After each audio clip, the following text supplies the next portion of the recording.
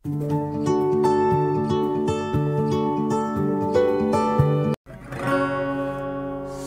suara sahabat Kroci dimanapun Anda berada. Kali ini kita akan membahas satu kebenaran firman Tuhan. Namun sebelumnya kita akan angkat satu pujian, Ku di tanganmu. Ku di tanganmu, ku di hatimu, di pikiranmu,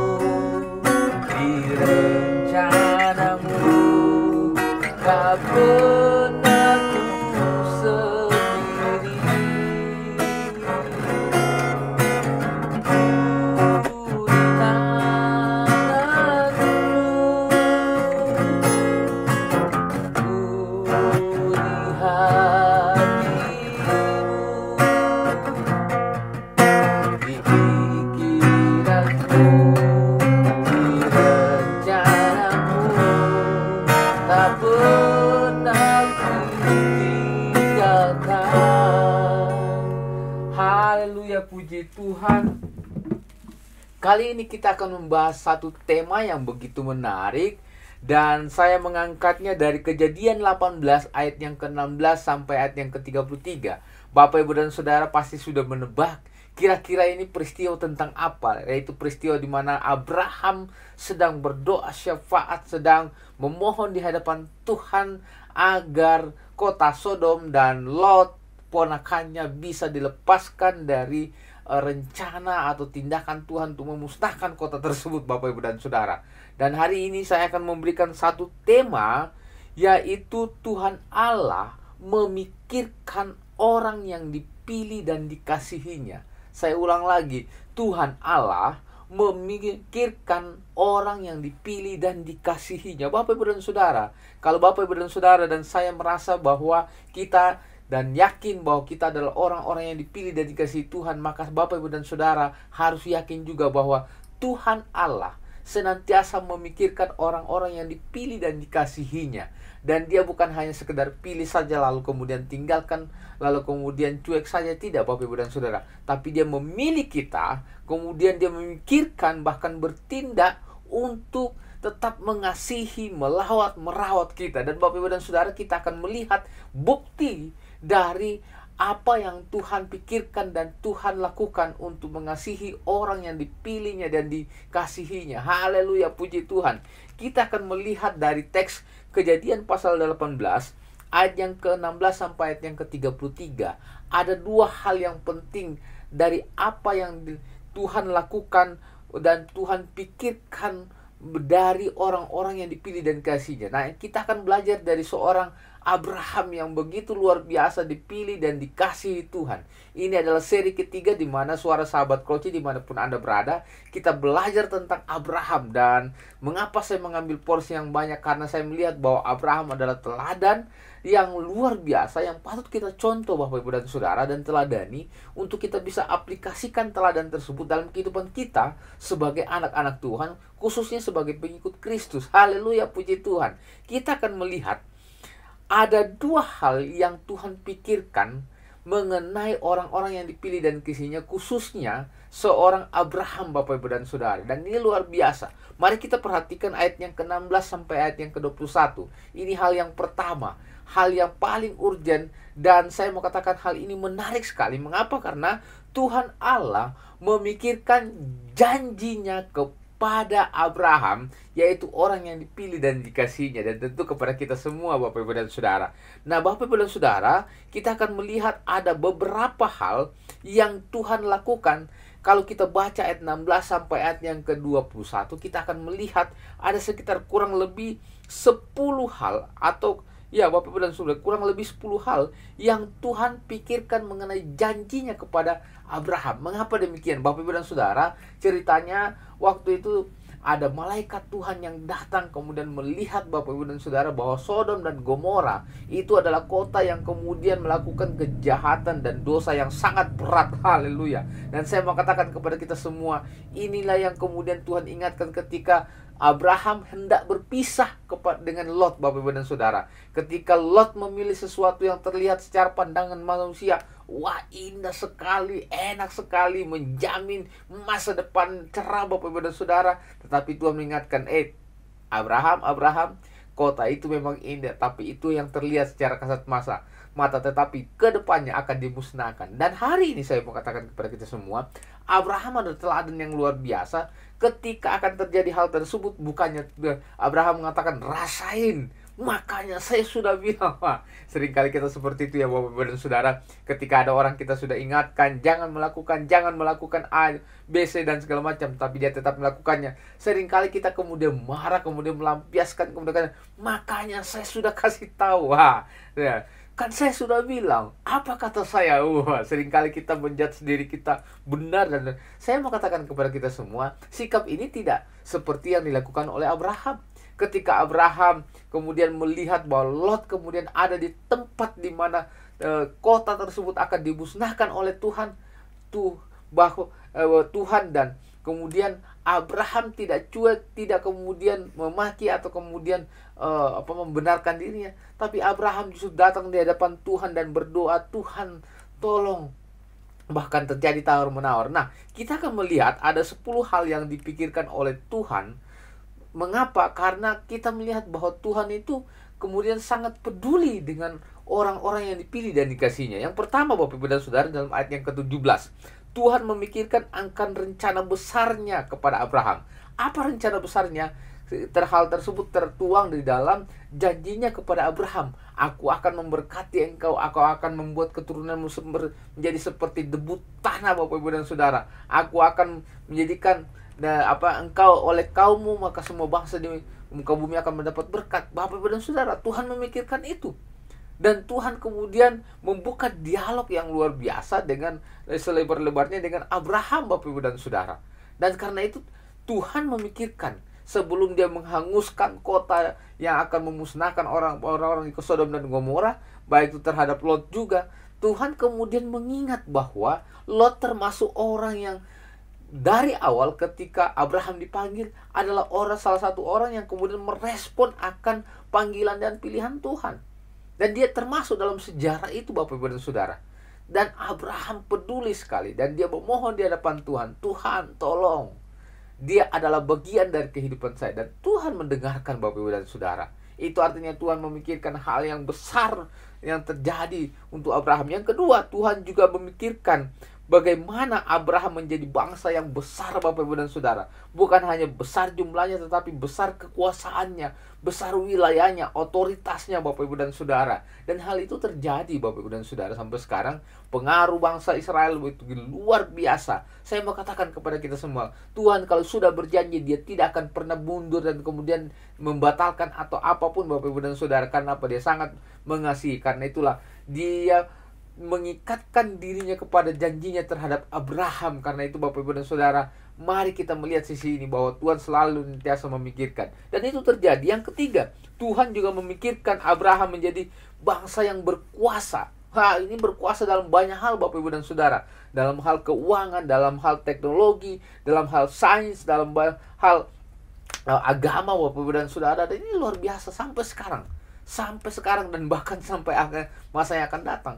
Dan ini tergenapi Bapak Ibu dan Saudara. Karena itu Tuhan sudah merancang, memikirkan dengan luar biasa untuk Abraham. Dia tidak ingin juga kemudian rencana ini gagal. Dia tidak ingin bahwa semua yang dia janjikan kepada Abraham kemudian berhenti di tengah jalan atau hancur di tengah jalan. Tidak Bapak Ibu dan Saudara. Itu tandanya Allah peduli kepada Abraham. Dan yang keempat Bapak Ibu dan Saudara, Allah memikirkan Abraham dan seluruh keturunan Abraham. Jadi Tuhan bukan hanya memikirkan Abrahamnya dan istrinya dan anak, tapi semua keturunannya Bapak Ibu dan Saudara. Dan saya mau katakan kepada kita semua, mengapa Tuhan memikirkan itu? Karena dari Abraham lah kemudian akan lahir anak, lahir cucu, lahir cicit dan cucu dan keturunannya, sampai kemudian lahirlah seorang juru selamat, yaitu Yesus Kristus. Karena Tuhan sudah tahu, artinya Tuhan melampaui batas pikiran manusia, melampaui sejarah, melampaui zaman, dan dia mengerti bahwa suatu saat akan melahirkan seorang juru selamat, yaitu dia sendiri yang kemudian menjelma menjadi manusia Bapak Ibu dan Saudara. Dan saya mau katakan ini hal luar biasa. Juga Tuhan memikirkan Abraham dan keturunannya untuk hidup menurut jalan yang ditunjukkan Tuhan. Artinya apa? Tuhan memikirkan, oh ini adalah pilihanku, umatku yang harus kutunjukkan jalan. Ini jalannya loh. Itu makanya Tuhan katakan, akulah jalan kebenaran dan hidup. Dia tahu bahwa kalau manusia ini dibiarkan, manusia ini kemudian tidak diadarkan, dia bisa mencari jalan yang sesat. Dan hari ini begitu banyak orang sesat, Bapak Ibu dan Saudara. Banyak juga orang yang kemudian meninggalkan Tuhan. Banyak kemudian melakukan penyesatan-penyesatan yang begitu merugikan banyak iman orang Kristen, Bapak Ibu dan Saudara. Dan saya mau katakan kepada kita semua, Tuhan memikirkan itu, baik terhadap Abraham dan keturunannya, dan sampai kepada kita semua, Bapak Ibu dan Saudara. Orang-orang yang dipilih, dikasihinya, Tuhan memikirkan itu. Karena apa? Dia ingin supaya kita hidup di jalan yang Tuhan tunjukkan. Firman-Nya telah menjadi manusia. Firman yang telah diberikan kepada kita itu kemudian menjadi penuntun, Bapak Ibu dan Saudara. Karena kita harus memegang teguh. Nah, Bapak Ibu dan Saudara, bagaimana supaya iman kita tetap kuat dan kemudian menjadi nyata, Bapak Ibu? Kita harus hidup menurut jalan yang Tuhan berikan. Karena itu Mazmur katakan, berbahagialah orang yang hidup berjalan sesuai dengan kehendak rencana Tuhan, di jalan yang Tuhan kehendaki. Berbahagia, Bapak Ibu dan Saudara. Tapi kalau tidak, maka ujungnya kepada apa? Kemusnahan, Bapak Ibu dan Saudara. Jalan ujungnya kepada apa? Hal-hal yang berbau dengan dosa dan kejahatan. Haleluya, puji Tuhan. Itu yang kelima. Dan yang keenam, Tuhan memikirkan agar Abraham dan keturunannya melakukan kebenaran. Selain Tuhan katakan akulah jalan, dan Tuhan katakan akulah kebenaran. Kebenaran di dalam siapa? Kebenaran di dalam Yesus Kristus. Bukan pada kebenaran dunia, bukan pada kebenaran justifikasi organisasi atau apapun, tapi kebenaran di dalam Tuhan, Bapak Ibu dan Saudara. Kalau kita memegang teguh kebenaran, maka kita akan mengerti bahwa rencana Tuhan dalam hidup kita akan jauh lebih baik. Dan ini terjadi, Bapak Ibu dan Saudara, bahwa Tuhan memikirkan hal tersebut untuk seorang Abraham dan keturunannya, supaya seluruh keturunannya melakukan hal yang benar di mata Tuhan. Karena itu Tuhan memikirkan bagaimana caranya supaya manusia ini tetap hidup dalam kebenaran. Dia mengutus nabi-nabinya, dia mengutus kemudian raja-raja, dia mengutus kemudian begitu banyak orang, sampai kepada dia mengutus kemudian anaknya yang tunggal, yaitu Yesus Kristus. Supaya apa? Supaya manusia hidup di dalam kebenaran. Dan yang terakhir sampai sekarang, dia mengutus Roh-Nya yang kudus untuk kemudian menuntun, membawa kita kepada kebenaran. Yang ke-7, Bapak Ibu dan Saudara, Tuhan memikirkan agar Abraham dan keturunannya melakukan keadilan. Artinya apa? Supaya hidupnya jangan kemudian membawa kepada hal-hal yang negatif, yang kemudian membuat curang, yang kemudian membuat ketidakadilan, Bapak Ibu dan Saudara. Karena apa? Ketidakadilan atau kecurangan atau kemudian kefasikan akan membawa orang kepada ke neraka, Bapak Ibu dan Saudara, membawa orang kepada kehidupan yang sesat, kehidupan yang tidak berkenan, dan akan terjadi apa namanya? Konsekuensi dari dosa. Karena upah dosa adalah maut. Maut ujungnya, Bapak Ibu dan Saudara. Karena itu Tuhan memikirkan bagaimana nih Abraham dan keturunannya mampu hidup melakukan keadilan. Dan itu yang luar biasa. Yang ke-8, Bapak Ibu dan Saudara, Tuhan juga memikirkan bagaimana caranya supaya pemenuhan janji itu terjadi dalam kehidupan Abraham. Jadi bukan hanya dia memikirkan tentang bagaimana Abraham menjadi bangsa yang besar, bagaimana bangsa menjadi bangsa yang kuat, yang kemudian melakukan kebenaran, tapi bagaimana caranya supaya janji baik itu tentang keturunan Abraham. Dan begitu luar biasa, Bapak Ibu dan Saudara, kita melihat bagaimana kisah kemudian Tuhan melangsungkan, menggenapi rencananya terhadap Abraham. Sampai Ishak anaknya lahir di umur dia 100 tahun, Bapak Ibu dan Saudara. Dan istrinya Sarai pada saat itu berumur 98 tahun. Oh, luar biasa, haleluya, puji Tuhan. Saya mau katakan kepada kita semua, tidak ada satu rencana Tuhan pun yang gagal kalau kita hidup berkenan di hadapan Tuhan. Karena dia selalu memikirkan dia. Dia selalu ada di pikiran kita. Di pikiranku, di rencanamu, tak pernah biarkan, haleluya, puji Tuhan, karena dia selalu memikirkan kita, Bapak Ibu dan Saudara. Kemudian yang terakhir, Bapak Ibu dan Saudara, Tuhan yang ke-9, Tuhan juga mengingatkan janjinya bahwa dosa, memikirkan Abraham bahwa, hei Abraham, dosa bisa membuat janji ini kemudian batal. Ya, dari sisi Tuhan tidak pernah batal, Bapak Ibu dan Saudara. Tapi manusia bisa membatalkan karena apa? Karena keberdosaannya. Tuhan ingatkan kepada Abraham, jangan melakukan itu. Hal ini sudah terjadi dengan orang-orang yang Sodom dan Gomora. Akhirnya apa? Mereka harus dimusnahkan, mereka harus ditunggang balikan, mereka harus dibakar, Bapak Ibu dan Saudara. Dan itu terjadi. Dan Tuhan mengingatkan juga dalam bagian yang ke-10 dan memikirkan bahwa jika hal tersebut manusia tidak mampu keluar dari dosa, maka Tuhan sendiri akan turun tangan kemudian untuk menghancurkannya. Bapak Ibu dan Saudara, ini berbahaya. Karena itu Tuhan memikirkan pagi, siang, dan malam. Tuhan memikirkan sepanjang kawal malam. Itu di kitab Amsal dan mengatakan sepanjang kawal malam Tuhan kemudian bersamaku. Dan haleluya, puji Tuhan. Saya mau katakan kepada kita semua, dari 10 hal tersebut saya mau katakan kepada kita semua, Tuhan selalu memikirkan kita. Tuhan selalu hadir dalam hidup kita. Dia omnipresent, Bapak Ibu dan Saudara. Dia hadir bersama-sama dengan kita. Dia bukan Allah yang jauh, tapi Allah yang hidup bersama-sama dengan kita. Dia Allah yang dekat. Dia ada di mana-mana. Karena apa? Dia memikirkan kita. Memikirkan bukan hanya sebatas wacana, bukan hanya sebatas naluri, bukan hanya sebatas isi pikiran di dalam, tetapi dia memikirkan bagaimana supaya janjinya, di mana dia mengikatkan diri terhadap janji itu. Mau dia ingin supaya semua janji Tuhan itu terpenuhi dalam kehidupan Abraham dan keturunannya, bahkan sampai kepada kita dan sampai akan masa yang akan datang, Bapak Ibu dan Saudara. Puji Tuhan, haleluya. Kita bersyukur kita punya Allah yang senantiasa memikirkan kita. Karena itu Bapak Ibu dan Saudara, kalau dia sudah memilih dan memanggil kita sebagai anak tebusannya, maka kita dipastikan menjadi bagian dari pikiran Tuhan. Haleluya, puji Tuhan. Saya ulang lagi bahwa ketika kita dipilih dan dipanggil menjadi anak tebusannya, maka dia akan menjadikan kita sebagai bagian dari pikirannya, menjadikan kita masuk di dalam pikirannya, di rencananya, dan di masa yang akan datang, dan dengan masa depan yang luar biasa. Dan ujungnya apa? Keselamatan yang daripada Tuhan Yesus Kristus. Haleluya, puji Tuhan. Karena itu dia mendatangkan damai sejahtera bagi siapapun yang ingin hidup di dalam kebenaran dan kasih setia Tuhan. Karena dia selalu memikirkan kita. Buktinya apa? Abraham ketika menghadapi masalah ini, problem ini, pergumulan ini begitu luar biasa dan begitu takut, Bapak Ibu dan Saudara. Kalau kita baca sebenarnya dari dialog tersebut, maka kita bisa melihat bagaimana upaya yang keras yang dilakukan oleh seorang Abraham. Dia tahu bahwa ini pasti terjadi. Karena itu dia bernegosiasi, dia memohon kepada Allah berulang-ulang kali. Dan itu akan kita lihat dalam pembahasan pada poin yang kedua. Tapi saya mau katakan sebelum kita masuk, bahwa Tuhan Allah senantiasa memikirkan. Bahkan kalau kita membaca ayat yang ke-17 sampai ayat yang ke-20 sampai 20, Bapak Ibu dan Saudara, kita bisa melihat bahwa Tuhan seakan-akan berdialog dengan dirinya. Bagaimana ini? Rupanya dia sudah banyak, Tuhan tahu bahwa kalau dia tidak memikirkan dan tidak mengambil tindakan, maka pasti akan terjadi sesuatu yang buruk dan akan bisa melemahkan iman Abraham.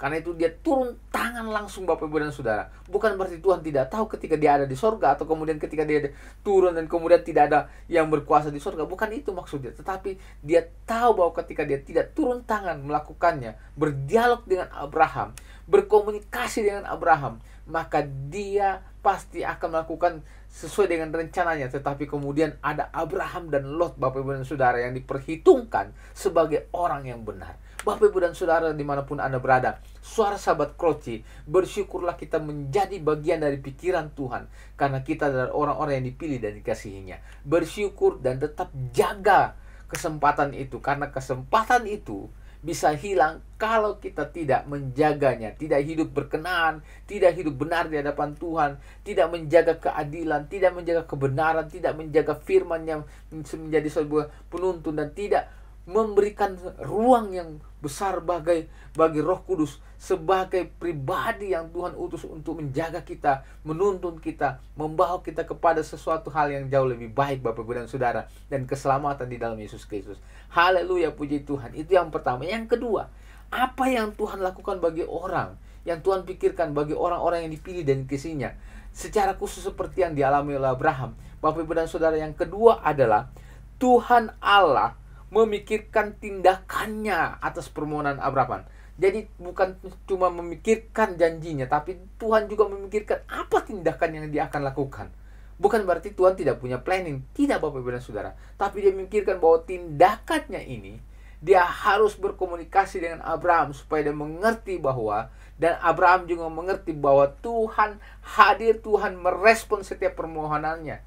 Tuhan bukan cuek, Tuhan bukan asal saja menghukum Bapak Ibu dan Saudara, tapi Tuhan punya alasan yang tepat. Dan Bapak Ibu dan Saudara, kalau kita melihat ayat yang ke-22 sampai 33, terjadi dialog antara Abraham dan Tuhan, dan begitu uletnya, begitu Bapak Ibu dan Saudara, berulang-ulang.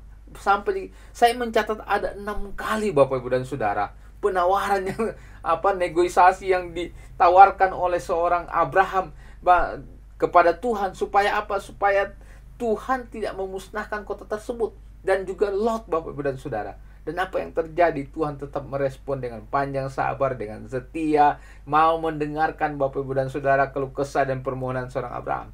Ayat 21, ayat 22 maksud saya, itu dimulai ketika Abraham tetap berdiri di hadapan Tuhan, dan dia dengan sungguh-sungguh dan datang mendekatkan diri di hadapan Tuhan.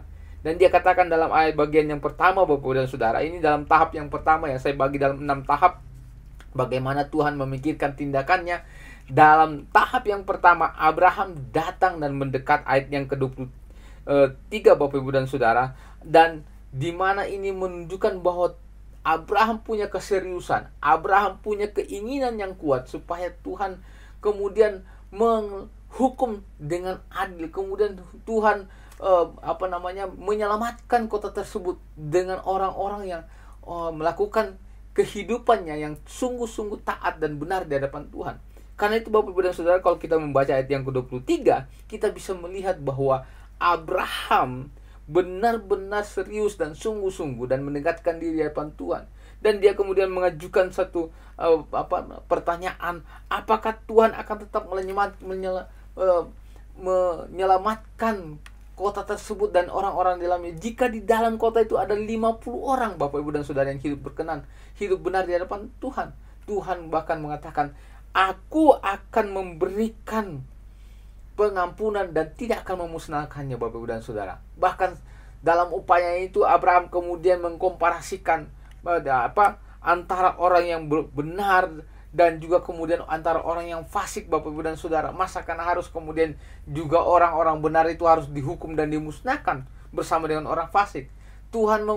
Abraham mengupayakan hal tersebut supaya Tuhan kemudian mempertimbangkan, Tuhan ini loh, di dalam itu ada orang yang masih benar. Bapak Ibu dan Saudara, Tuhan dengan luar biasanya mengatakan, ya, aku tidak akan memusnahkan kota tersebut jika di dalamnya terdapat 50 orang. Itu tahap yang pertama. Tahap yang kedua Bapak Ibu dan Saudara, Abraham mengajukan lagi. Kalau kita membaca ayat 27 sampai 28, kita melihat bahwa Abraham ketika itu mengatakan kepada Tuhan, aku ini debu dan abu Bapak Ibu dan Saudara. Itu Abraham dalam proses tahap yang kedua menegosiasikan, memohon kepada Tuhan sebagai suatu upaya yang luar biasa supaya Tuhan tidak memusnahkan kota itu dan juga Lot Bapak Ibu dan Saudara.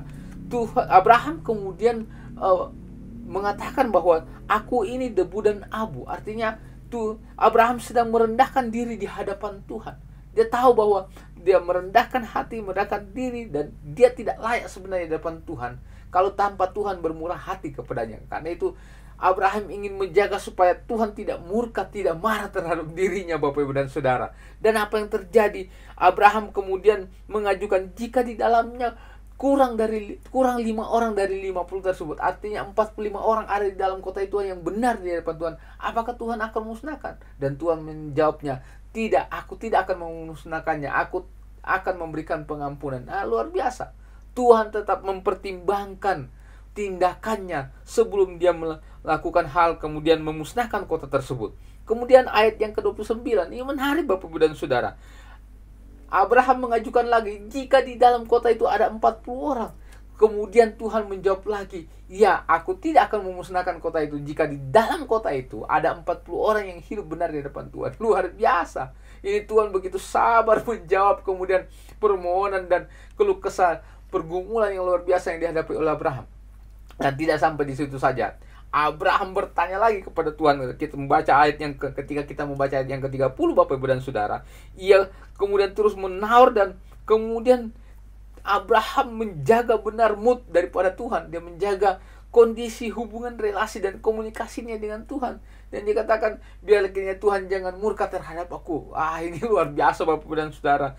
Abraham dengan curhatnya, memohon, kemudian dia mengajukan, bagaimana Tuhan kalau di dalam kota tersebut ada 30 orang yang hidup benar. Dan Tuhan tetap menjawab, aku tidak akan memusnahkannya, aku tetap akan memberikan pengampunan.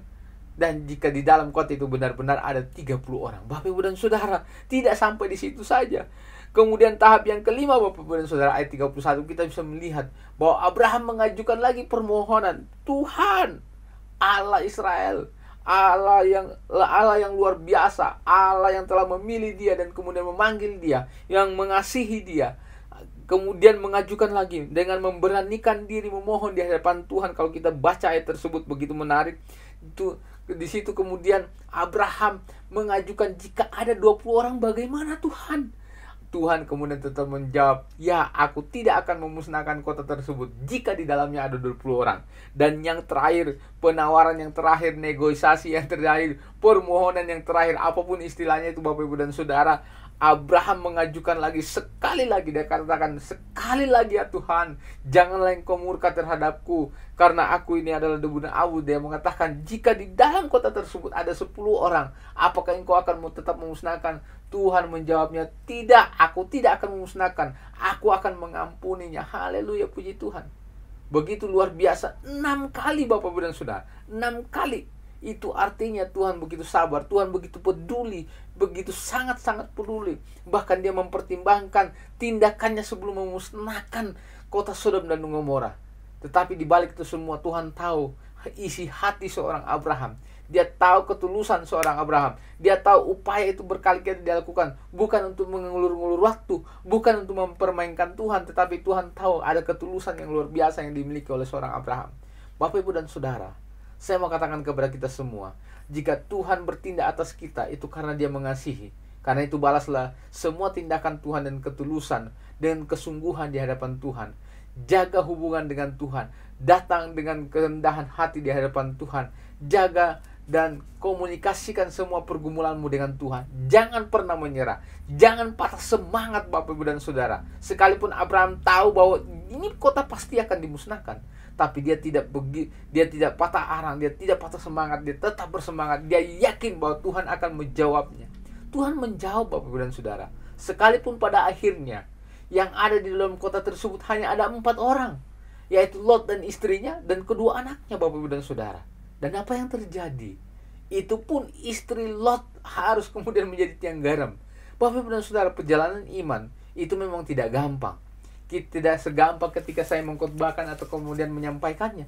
Tapi saya yakin dan percaya Bapak Ibu dan Saudara, jika Tuhan memikirkan kita, maka dia akan memikirkan janjinya. Ketika dia memanggil kita dan memilih kita, memberikan keselamatan, memberikan damai sejahtera. Karena tidak ada rencana Tuhan yang gagal dalam kehidupan kita kalau kita bersama-sama dengan Tuhan. Karena Tuhan selalu merancangkan hal-hal yang luar biasa, merancangkan hal-hal yang damai, mendatangkan kebaikan Bapak Ibu dan Saudara. Dan saya mau katakan kepada kita semua, suara sahabat Kroci dimanapun Anda berada, jaga relasimu dengan Tuhan. Dengan begitu Tuhan akan bertindak sesuai dengan kehendak-Nya. Tapi jangan lupa komunikasikan semua pergumulanmu dalam doa, dalam pujian, penyembahan di hadapan Tuhan, dalam renungan pribadi. Ambil waktu untuk Tuhan. Apapun kondisimu, apapun masalahmu, apapun tekanan yang kau miliki, tetaplah berjuang, tetaplah berdoa, tetaplah bersekutu dengan Tuhan. Abraham dalam keadaan terdesak, dan keadaan yang begitu susah, begitu rumit Bapak Ibu dan Saudara, dia tetap berupaya keras. Dia tahu ketika dia datang di hadapan Tuhan, Tuhan pasti mempedulikan. Karena apa? Ada ketulusan yang luar biasa yang dimiliki oleh seorang Abraham. Dia berupaya 6 kali Bapak Ibu dan Saudara. Dia tawar mulai dari 50 orang menjadi 45, 45 menjadi 40, 40 menjadi 30, 20 menjadi 10 Bapak Ibu dan Saudara. Yang pada akhirnya, pada kenyataannya hanya ada 4 orang Bapak Ibu dan Saudara. Ini yang terjadi. Saya mau katakan kepada kita semua, Abraham tidak sia-sia Bapak Ibu dan Saudara. Doanya tidak sia-sia, usahanya, upayanya tidak sia-sia, doanya tidak sia-sia. Karena itu saya mengatakan kepada kita semua, doa yang kita panjatkan di hadapan Tuhan, yang kita bawa di hadapan Tuhan, di bawah kaki salibnya, Tuhan pasti dengarkan, Tuhan pasti jawab. Tergantung kapan dan rencana Tuhan yang Tuhan sudah atur buat kita. kita pasrahkan, kita serahkan ke hadapan Tuhan. Tuhan tahu waktu yang terbaik. Tuhan tahu kapan, di mana, masa, waktu yang terbaik, dan cara yang terbaik, Bapak Ibu dan Saudara. Kenapa? Kita tidak tahu cara Tuhan. Cara Tuhan itu selalu unik dan begitu luar biasa indahnya, Bapak Ibu dan Saudara. Dan Abraham juga sama. Tuhan memberikan jawaban yang terbaik. Lot diselamatkan bersama seluruh keluarganya, Bapak Ibu dan Saudara, istri dan kedua anaknya. Dan Tuhan memuliakan Abraham. Tuhan tahu bahwa Abraham ini luar biasa, karena di dalamnya ada rencana yang luar biasa. Melalui keturunan Abraham, maka semua kaum di muka bumi akan mendapatkan berkat. Dan itu terjadi, bahwa dalam keturunan Abraham lahir seorang juru selamat yang menjadi penyelamat bagi dunia, menghapus segala dosa dan kesalahan kita. Haleluya, puji Tuhan. Renungan kali ini, Bapak Ibu dan Saudara, coba mari kita sama-sama renungkan dengan baik-baik. Baca dan renungkan dan dengarkan apa yang menjadi kehendak Tuhan dalam hidup kita. Tuhan, apakah aku sungguh mengasihi Engkau?